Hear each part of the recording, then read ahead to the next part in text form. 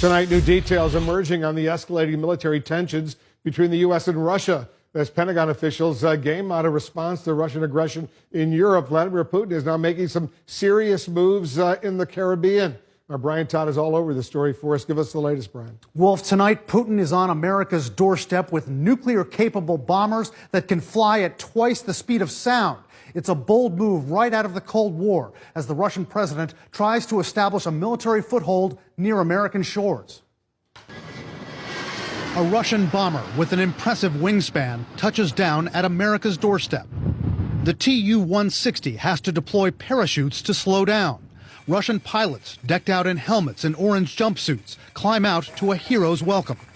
Two of these bombers, nicknamed Blackjacks, are in Venezuela tonight. Vladimir Putin has deployed these warplanes, along with two support aircraft, to conduct exercises over the Caribbean with Venezuelan forces. A worrisome development for Washington, considering the capability of the Russian bombers, which can fly twice the speed of sound. This bomber was designed to do both high-altitude and low-altitude penetration of airspace with nuclear weapons, to deliver nuclear weapons on target. This aircraft was designed to be an offensive-capable weapon to get into our airspace during the Cold War. The deployment comes on the heels of Putin's recent military aggressions against Ukraine on land and sea, and countermoves by U.S. forces. Analysts say Putin is sending an unmistakable signal to the United States tonight. He's clearly trying to send a message to the United States that he can play in our backyard and that Russia maintains significant military capabilities. Another concern tonight is the Cold War-style alliance of two strongmen who are both antagonists of the U.S. Putin and Venezuelan President Nicolas Maduro, who visited Moscow just last week. Experts say U.S. military and intelligence officials are closely watching the Putin-Maduro partnership and how it may work against American interests close to American shores. They have a close military relationship. Russia does provide Venezuela with significant military support. Usually with these close military relationships, a close intelligence relationship is part of that. The Russian deployment comes as Venezuela is deep in crisis, triggered by plummeting oil prices, crippling economic mismanagement, and violent protests against Maduro.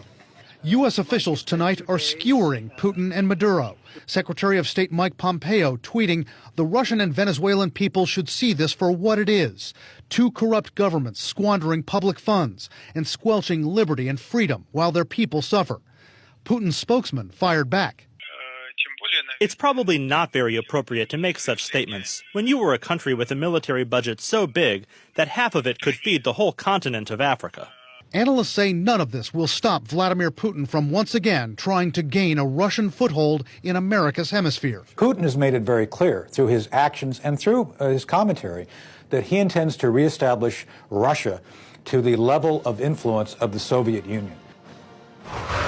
Now, just a short time ago, Venezuela's foreign minister leveled his own broadsides at the U.S., calling Mike Pompeo's tweet, quote, disrespectful and cynical. He pointed out that it was President Trump who publicly threatened military intervention against Venezuela.